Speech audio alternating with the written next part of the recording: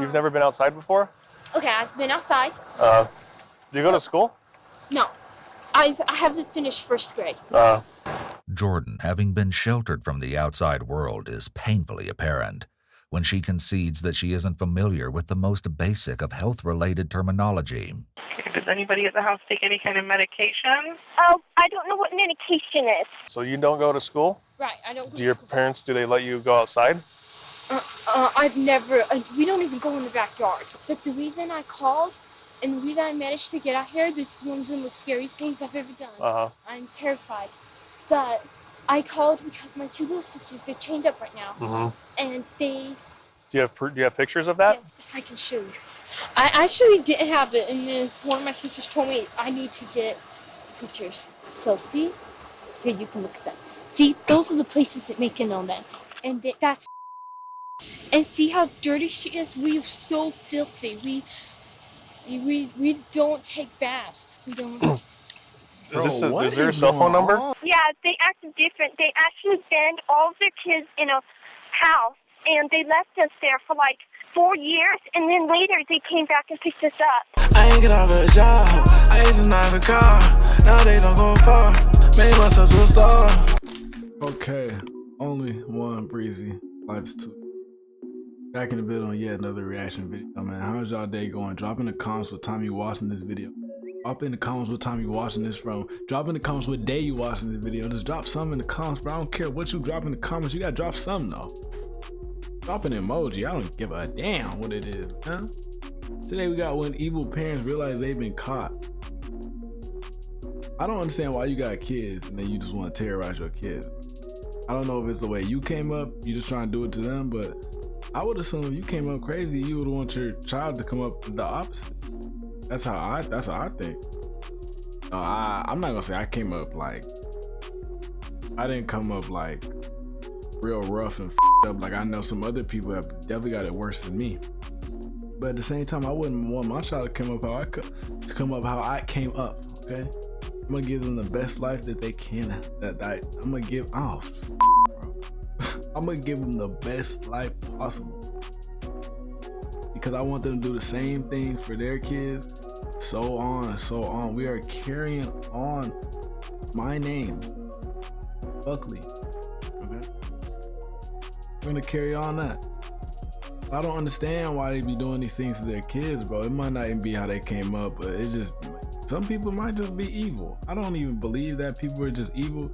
I believe there's a reason for everything. We're finna see right now. Hope you enjoy the video. Let's do it. 911 emergency, what are you reporting? I just went away from home because I live in a family of 15, and my two little sisters right now are chained up. Okay, how old are you? I'm 17. When a 911 operator for Riverside County receives a strange call from what sounds... A family of 15 is crazy. Let alone if you are not financially stable to even take care of one. Why would you have that many kids, bro? Y'all niggas is stupid, bro. In my opinion, I'm gonna continue listening to see what else happened. Why do you have this many kids? You can't take care of them, motherfuckers. Sounds like a very confused child. She has no idea of the horrors about to be revealed to her.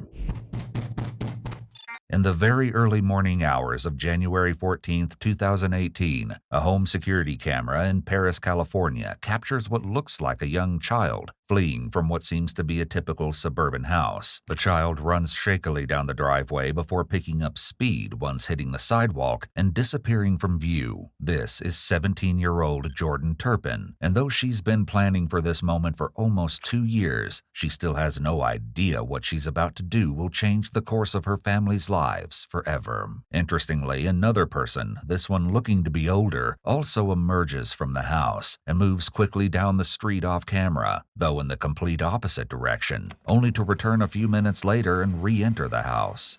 At the same time, Jordan makes it to a corner down the block where she stops beneath a stop sign and, with hands shaking violently, dials 911. I just ran away from home.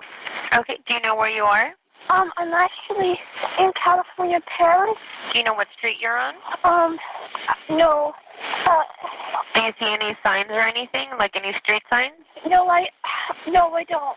The operator speaks with her for a minute before realizing this is a matter for the sheriff's department and asks Jordan to hold on 1 second while she transfers her. Jordan agrees and stands, panting in the darkness, full of adrenaline and fear that at any moment her parents will appear out of the shadows. It's BHB with the transfer. She's not sure where she's at. She says that she's in Paris and she ran away from home. Okay. Hello? Hello? Oh, yes, I'm still here. What's your name? Jordan Turpin. The operator asks her to spell her last name, and Jordan tries, although she misspells it both times the operator asks. Turpin. Do you need my address? Yeah, what's your address? Okay, you gotta give me a minute. It's gonna take a while. Here, Jordan pauses, taking a couple of deep breaths before doing her best to provide an answer. I live in... Okay, this is my address. 9257 Case. Did you get that? Case? Is it C-A-S-E? Okay, sorry. I'm going to start over. My address is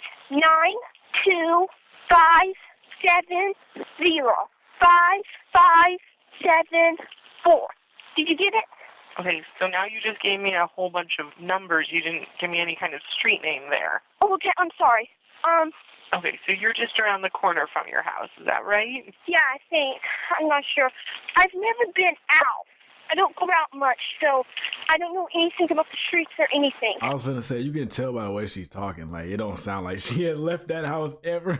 It's later revealed that Jordan has never been to school or received any kind of formal education whatsoever, so the fact she's able to offer anything at all is actually rather impressive. The operator asks Jordan a couple more questions about her location before getting to the heart of the matter. Why did you leave your house? What? Why did you leave your house? My two little sisters right now are chained up. Where are they chained up at? On their bed. Then there are 15 kids? There's 13 kids, and then a mother and father. Are you in a corner right now? I might be. Is there a street sign? Is there a pole with two names at the top? I just see a stop sign. Okay, can you go over and stand right at that stop sign? Yes. Shortly thereafter, Deputy Anthony Colaci, at the end of a long graveyard shift, pulls up to the curb, getting out to greet the small, disheveled figure standing alone in the darkness. Hi, Jordan. Hi, what's going on? Okay. I just ran away from home. Okay. And I live in a family of 15. Okay. Thank you so much. There's a mother and father, and then there's 13 kids. Uh-huh. And how old are the kids? Okay, some of them are like, okay, my older sister's 29, the youngest is 2. And they all live in the house? Yes. Even your 29-year-old sister? Yes. Oh, yeah, they're kind of scared to ask to move out because of their mother. Some of them have asked for a job before, and she acts like that's crazy and it would never happen. But my two little sisters right now chained up. How old are they? 11 and 14. They're chained up because they stole mother's food. Uh-huh. But okay, yeah. And do you want to know why they stole mother's food? Why? Okay. All we ever eat for probably 2 straight years or 3 or more, but we always eat the same things. But sometimes we do eat. I'm sorry if I talk too much. Okay. I've never talked to anybody out there, so I've never been alone with a person, so this is very hard for me to talk. Despite Jordan's marked level of trepidation, she continues to divulge as much information as possible, though she clearly struggles to put it all into words. She picks up where she left off with the dispatcher during her 911 call in regards to Turpin family life and how little the children were fed. I don't know much about my mother. She doesn't like us. She doesn't spend time with us ever. Who takes care of you? I take care of myself, and Mother does buy food for us, so she feeds us. Okay. All we ever eat is peanut butter sandwiches. You see all them cups on the counter, bro? Oh. Food for us, so she feeds us. Okay. All we ever eat is peanut butter sandwiches. Sometimes they tell Mother that they're hungry, but she has to give it to them. And then when they throw up, she says, "You're supposed to tell me if you're hungry, I'll give you something." And then they try to tell her, and she just okay, go on. So. You've never been outside before? Okay, I've been outside. Do you go to school? No. I haven't finished first grade. Jordan, having been sheltered from the outside world, is painfully apparent when she concedes that she isn't familiar with the most basic of health-related terminology. Does anybody at the house take any kind of medication? Oh, I don't know what medication is. Any medicines? When we have a cold, sometimes we take Robitussin. I don't know. We don't take medicine much when we're sick. Right, so... How did do your parents know you left your house? No, they don't. Do you take any medication? What's medication? Medication? Yeah, what's medication? Do you take pills? Do you take pills? Oh, I For- don't think I've ever taken a pill before. Okay. Right, I haven't. But, What about your other siblings? Do they ever go outside? okay. Mother treats them right. They're like, they go out every day when she goes out, but she takes turns sometimes. It's 2 right now. But when was 1, was crying, and Mother from her head with a pencil, and she just turned 1. And we was like noticing stuff, like, we was like, did get amnesia? Because she started acting weird after that. And so, So you don't go to school? right, I don't go Do to your school. parents, do they let you go outside? I've never, we don't even go in the backyard. But the reason I called and the reason I managed to get out here, this is one of the most scariest things I've ever done. I'm terrified. But I called because my 2 little sisters, they're chained up right now. And they... Do you have pictures of that? Yes, I can show you. I actually didn't have it, and then one of my sisters told me I need to get pictures. So see? Here, you can look at them. See, those are the places that make it on them. And that's... And see how dirty she is? We are so filthy. We don't take baths. We don't... Is there a cell phone number? No, that's To this? No. Can I look at, do you have any other photos? You might be able to see it. Yes, those are just photos of me. I have pictures and videos, but they're on my camera, and I have to, that would take forever. Have you lived in other states? Yeah, Texas. Did they act like this when you lived in Texas? They acted different. They actually banned all of their kids in a house, and they left us there for like 4 years, and then later they came back and picked us up. But they're living with us right now. As the Texan neighbors of the family would later report, the family, who'd moved to Texas in the late 90s, kept entirely to themselves until a decade later, when they apparently fled in the middle of the night without a word of explanation. When neighbors went over to the mobile home to check on the dogs that had been abandoned there, they were shocked and horrified by what they saw. The dogs had apparently been found surviving off the used diapers left amid the other trash and feces left in the home, and the doors and refrigerator all bore padlocks and frayed ropes tied to the multiple bare bunk beds. It would later come out that this was where the Turpins had abandoned all but 2 of their children for at least 3 years, while they themselves lived in an apartment nearby, only coming by once a week to drop off a small amount of food. Sometimes we live in filth, and But you sometimes see, like, why, bro? I don't understand why we're probably gonna get to that. But how are you gonna have kids and then just do this to your kids, bro? Is this how you came up? Did your parents do this to you? Because what in your right mind makes you think this is okay? Like, you're gonna get locked up, first of all, and your kids are coming up like, bro, I'm surprised it's weird because she knows certain stuff. She knows certain words.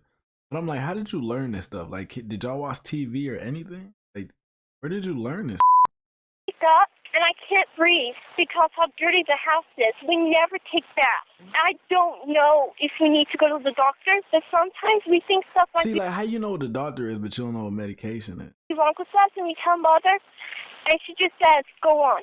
When was the last time you had a bath? I don't know, almost a year ago. Oh, I went to your parents' house right now. What would they tell me?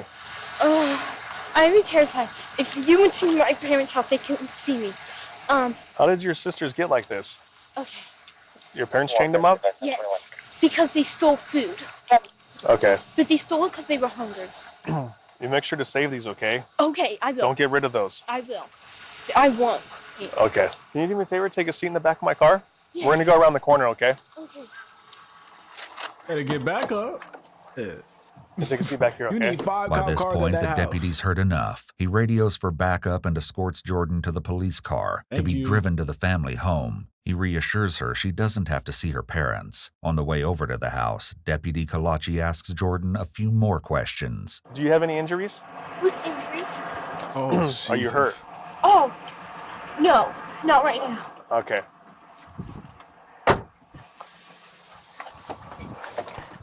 Are your parents sleeping? No, I think they're up. They probably noticed me missing. Have you ever tried to escape before? Yes, I have. All right, my bad. That was my dog. She was be barking for whatever.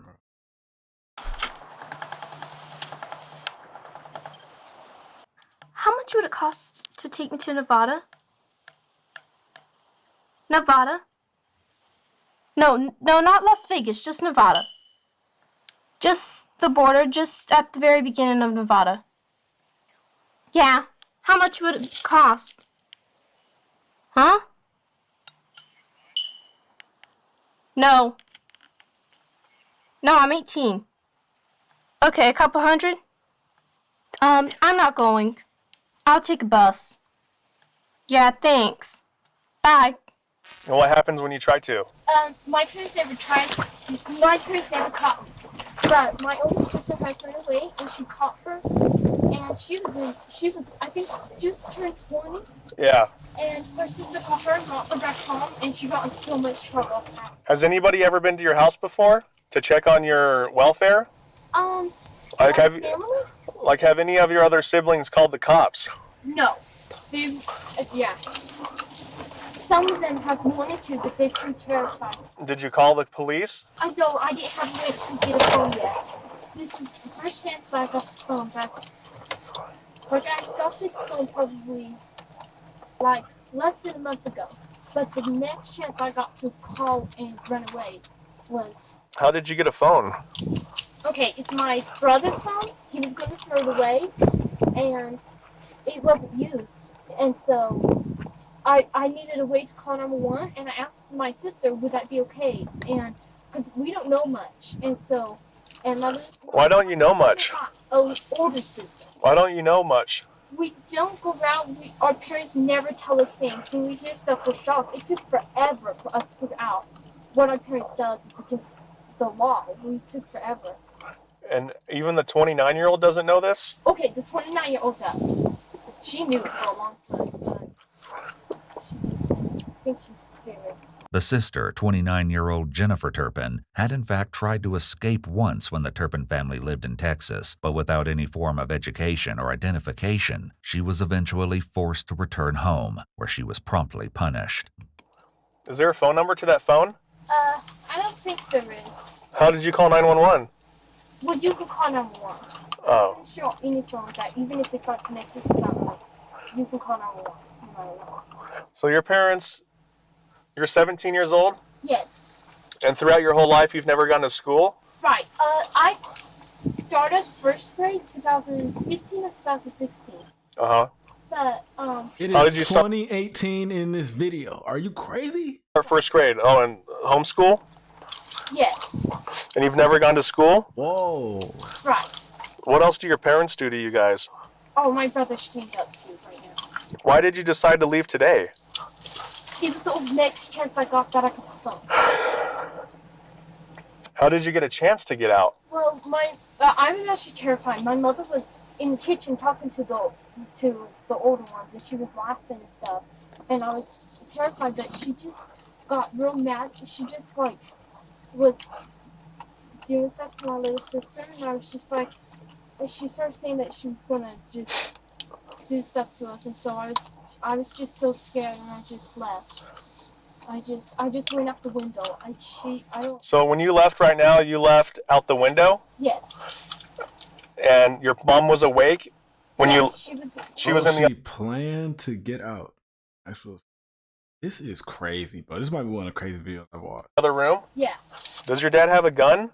Are there any weapons in the house? Yes, but they don't use it. How long have your mom and dad been married? I don't know, probably 20, I don't know. She got married when she was 16. Jordan is referring to her mother, 49-year-old Louise Turpin. According to both of Louise's sisters, Louise... No, all I need to see is her face. She up. She did it. Essentially ran away from home with the then 23-year-old David when she was only 16. Okay, this is all I need to see, bro. They would have showed the pictures at first. I would have been known that they did it. Look at them. David was from a highly respected and influential family in their hometown, and it was for this reason that Louise's parents gave their blessing for the two. She looking like that at 49? I mean, yeah, 49 is a little old, but damn, man, you look like you finna die. To get officially married. Yes. So all kids have the same mom and dad? Yes. According to David's parents, the reason he and Louise had so many children was down to them both being deeply religious in the Pentecostal faith, though the couple didn't attend a church or even have one near their home. Does your mom take you to the doctor? Not all the time. There was one time we all went to the doctor, and that's because we were sick, and the doctor told us that if we were one day later, it would have been too late. She always waits to the last minute for everything. Have the police ever got involved with this? No. Well, why don't you guys just leave the house? Because we're terrified. We don't really have a way. Everyone's always looking. There's always somebody. Well, you said your mom's always gone, right? Right. Well, why don't you just leave? Either she leaves one of the older ones there, and our house, it makes a beeping noise. This beeping noise was actually just the low battery sound from the smoke detectors in the Turpin's home. It seems Jordan is under the impression that this was a signal from some sort of security system. At this point, the other officers pull up to the scene and Deputy Kalachi steps out of the car to direct them. It's now 7 a.m. and the sun has started to rise on this cool January morning when they approach the front. I mean, I just feel like, I understand that kids run away and then anything could be going on. Like, you got to really go to the house and make sure some happening. He not handling this with no type of urgency. I just feel like we got to be a little quicker with this door and knock loudly for a couple minutes.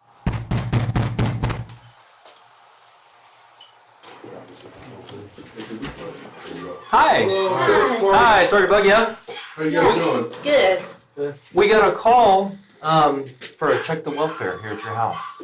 So For what? check the welfare. So just basically check on everybody, make sure everybody's okay. Yeah, why? Do you guys have kids in the house? Yes. Okay, do you mind if we come in and just take a look, make sure everybody's safe and everything's okay? Okay, what kind of call did you get? Well, we got a call that there was a young female walking around saying that she came from a house over here. We were able to find out that this was a house, and we just wanted to check and make sure everybody was okay.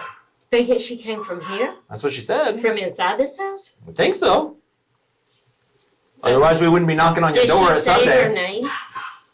I don't know. Did she say her name? I don't know offhand, but we need don't to know. check. We just need to check and make sure everybody's okay. You'll notice the officers are careful not to mention Jordan by name, to not implicate her to her parents' faces. Once we get in, make sure everything's okay, we'll get out of your We hair. have a lot where we're packing. Okay, We're getting that's ready fine, to that's move.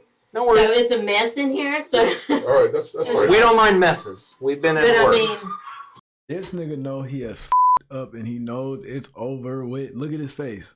His heart dropping in his motherfucking ooh, bro. You gotta look at the way these niggas look and you know some shit. How you doing, sir? I'm doing okay. Okay, We were just in bed. No, he's not. So most people are right now, so we expect you guys to be in bed. Okay. And no weapons in the house or anything like that? No. I do have a gun that's locked up. Okay, locked up is good. We like that. Okay.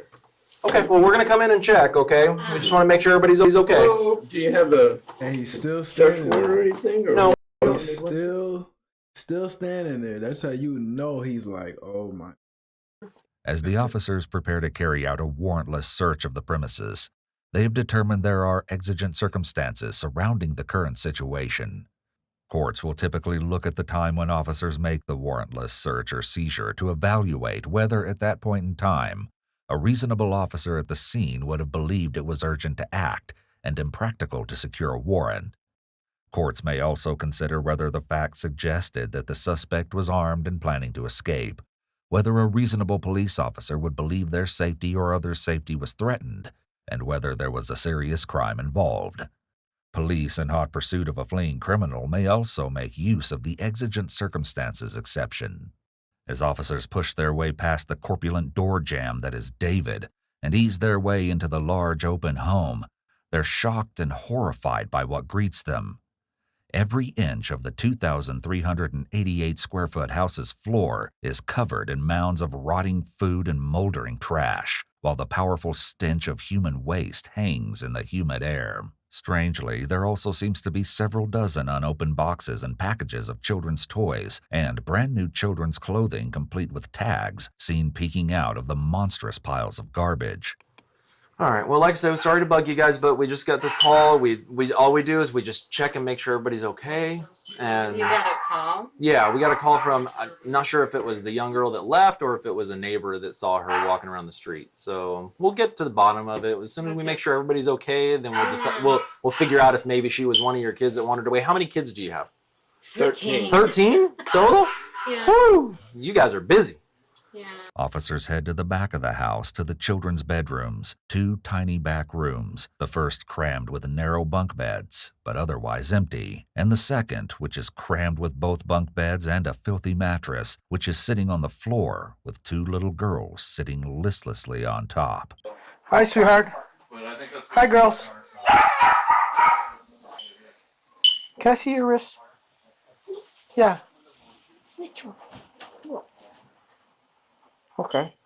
The officers believe they found the room featured in Jordan's phone pictures, but there's only one thing missing: the actual chains. The children, obviously frightened and wary of the strangers, give no answers, though eventually one does point them surreptitiously to a sliding closet door. Meanwhile, Officer Ogden is still by the door with David and Luis, distracting them with questions and small talk. Where are you guys planning on moving to? Oklahoma. Oklahoma? Yeah. That's a long way away. Yeah, it is. You guys know family over there or anything like that? No, my job's moving. Oh, okay. What do you do for work? I'm an engineer. Finally, as his eyes have adjusted to the gloom, Officer Ogden notices something to his left and suddenly realizes David Turpin may have had a reason to be awkwardly standing in that particular spot in the entryway. Is this another bedroom back here? You got another couple kiddos asleep there? Yeah. Sarge, you got another room in the front right here with 2 kiddos in the bed. Officers enter the previously unnoticed third bedroom, where they find a boy who is chained by his wrists and ankles to the top bunk bed. Back in the girls' room, Officer Rodriguez slides open the closet door and looks inside. All right. All right. Let's just go ahead and detain the parents at this point. Ma'am, why don't you step over here for a minute? Okay, with you. And sir, step over here for a second. Just step over with my partner here for a second. You got any weapons on you? No. Turn around real quick, I'm gonna check you out. Do me a favor, face that window over here. Over this way? Yep. All right, sir, go ahead. I'm gonna have you turn over here. We're gonna walk outside, all right? Can I get my house shoes? Where's your shoes at? There. Luis, you know if they're in the... Well, we'll have to find them for right now. Let's just walk out and we'll get you something, all right? In the bedroom or the... All right, well, we got the other stuff we're dealing with, and we'll try to find you them, okay? You don't have any weapons on you, do you? Nothing hidden in the bra or anything. Okay, just making sure, because we have some people that do that, so we just want to make sure. Like I said, I've never been in trouble. Okay. This is a first for me. And, Okay. Well, I don't understand. I'll explain everything as soon as we make sure everybody's safe. Okay. Now, let me ask you. Yes. Quickly, are there keys to the little locks? Yes. Okay. Where are they? My son and daughter can get them. Okay. That's so in the house. the ones that are in the house, they know where they are. Yes. Okay. All right. Is that what this is about? Well, that's part of it. Yeah, definitely. We need to make sure that the kids are safe and that they're not tied up. I know, so, that's understandable, but I can explain that. This is mine, so go ahead and put her in that one. While the parents are being detained, officers still inside the house begin a desperate search to find the key to free the chained child. Does it work on his? I know. The other one, that's what I was saying. The other one is in there. It looks different than that, but it's the same size. It's in the drawer? It's in the drawer that I was in.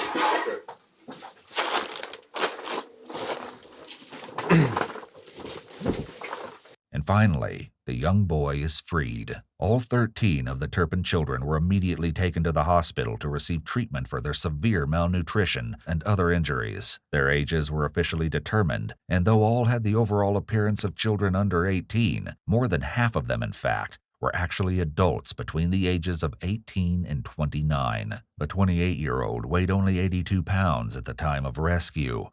No, come on, bro. They got to get locked up for a long time for this. Bro, you're doing this. You're just having kids and locking them up, keeping them in the house. Like, bro, what are we got? What the hell? And all of the children suffered cognitive impairment and nerve damage from the consistent lack of food. Investigators would learn that food was something the children were psychologically tormented with, as the parents would buy large food items, such as whole pies, then leave them out for the children to look at, but not eat. As it turns out, the unopened toys investigators saw around the house on the day of the rescue were bought for the very same reason. Investigators would also discover that none of the children were educated, and indeed, none would claim to have knowledge beyond that of an average third grader. David Turpin had filed documents with the county claiming he was running a school out of his home for children, but this was later proved to be completely false. The most they did was inform the children as to what grade they were supposed to be in, on the off chance a stranger asked them during one of their few ventures outside. With the oldest daughter, Jennifer, explaining, they loved to point out things in Deuteronomy, saying that, "We have the right to do this to you. I was afraid to do one little thing wrong." When interrogated by authorities, both parents were completely unwilling or unable to come up with a single viable reason for why they treated their children this way. And Louise even seemed confused by the questioning. She later wrote this letter to her children from her jail cell. It reads, "Father and I love you so much. We're so sorry for everything we've done wrong, and now realize that we had done some things wrong. Things will be so different in the future. The way you eat and outside time and baths will be done more regularly. I'm sorry this had to happen, but our future as a family will be so much better and stronger. We hope to see you guys soon. Love and kisses." I hope you're not gonna let them out of prison for this. I mean, like after this. Mom and Dad, I promise there will be no chains in the house again. That would never happen again. I'm so sorry. I love you so much and hope to see you soon. David had something different to say in a statement to the court. Your Honor, David ass look like he'd been tormented his whole life. I thank God for all of my children. Each one of them is a blessing from God. My homeschooling and discipline had good intentions. I never intended for any harm to come to my children. I'm sorry if I've done anything to cause them harm. I'm glad that we were able to resolve this case without my children being forced to testify. I love my children, and I believe my children love me. I hope and pray that my children can stay close to each other and look out for each other, since their mother and father cannot be there for them and with them. I hope the very best for my children and their future. When it came time for the children to give statements to the courts, one defended her parents. Joy Turpin, 21 at the time, had this to say: "I want the court to know that our parents loved each other and loved each of their children. They felt that God blessed them with all their children, so they kept away from the world and trusted God would guide them through life. Through the years, things became more and more overwhelming, but they kept trusting in God. I remember our mother sitting in her recliner and crying, saying she don't know what to do. She didn't want to use rope or chains, but she was afraid her children were taking in too much sugar and caffeine. Our parents didn't know we were malnourished. Our parents decided to start homeschooling all their children. I believe our parents were afraid to put us in public school for many reasons. I feel like 25 years is too long of a sentence. I believe with all my heart that our parents tried their best to raise all 13 of us, and they wanted to give us a good life. The oldest child, Jennifer, gave a statement that seems much more in line with the other children who gave interviews to the press. I'm in college now and living independently. I love hanging out with my friends, and life is great. I believe everything happens for a reason. Life may have been bad,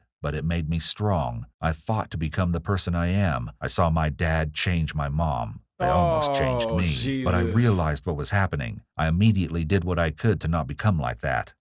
I mean, of course, he probably was grooming her and shit. She said they got married when she was 16 years old, dude. Like, I believe they should both get locked up. But he should probably get more time. I mean, well, actually, we don't even know exactly what happened. She could have been in on it too, but she was 16, bro. Imagine. Well, I don't want to imagine. But 16, that girl don't know what the going on. fighter. I'm strong. She still made the decision. She grown now. She's 49 now. I don't know how many years that is. We could do the math right now. 49 minus 6. That's about what? 33? 33 years? I want to do the math on my phone. Hold on. I was right. Come on now. Math major. But yeah, bro. I don't know. I forgot what the age he said he was, but she's 16. They got married. I don't even want to know what age he was. He need to get locked the up. They both do. But I could see if the girl was talking like, oh yeah, they loved us and like they just wanted a good life for us. If they just brought her up like that, they're telling her this, of course, like her mind's impressionable. She probably thinking that's really what was going on. I don't know why the other one, like, let's just continue.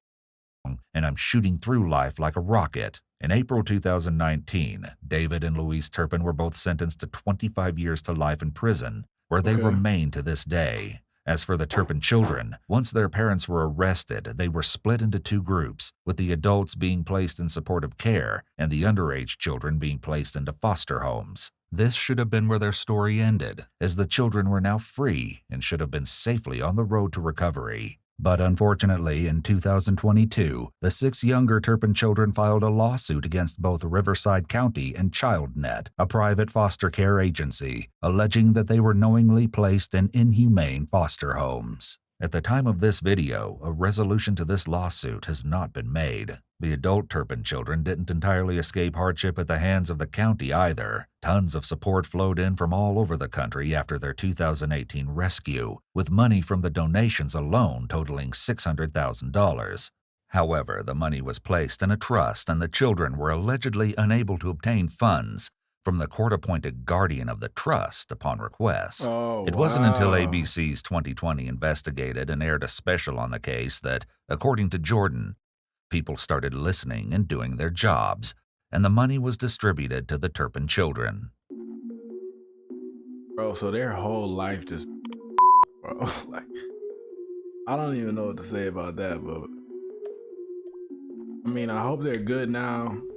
Bro, as a parent, I don't know how you can do that to your kid. I don't know if you're just under the impression, no, I'm not gonna say you're under the impression that you think you're doing something good. Because you know you're not supposed to be. You chain them up, you know you're not supposed to chain up. But you chained up. Come on, bro. This gotta be one of the craziest videos I've reacted to. Y'all have anything, like drop your comments, drop thoughts in the comments about this video. This is crazy. I came in a flame, they ain't know my name. Shot my main thing, pull up white range, pull on the braids. She don't like fame, she claim my chain, but I'm still the same. Nah, all I need to see is her face. She up. Okay, this is all I need to see, bro. They would have showed the pictures at first. I would have been known that they did it. Look at her.